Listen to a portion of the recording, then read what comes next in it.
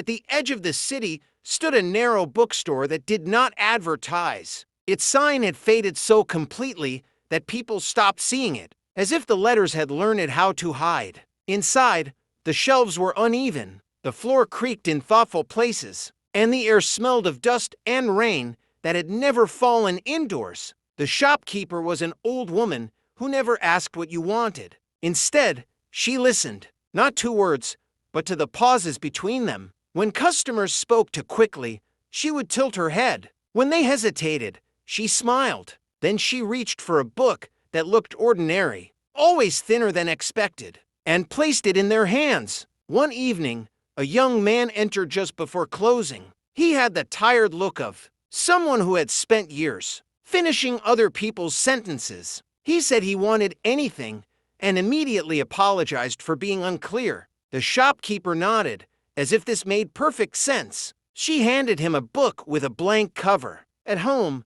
he opened it and found the first page already written in his handwriting. It described a moment he had forgotten, standing on a bus years ago, watching a stranger laugh, and feeling a sudden, unexplainable hope. He turned the page. Another memory, then another. Not the loud ones, but the small, quiet moments that had slipped away because no one had asked them to stay. As he read, something strange happened. The weight in his chest loosened, not vanished, but rearranged like furniture moved to let light through a window. Near the end, the pages grew emptier. The final page held only one sentence.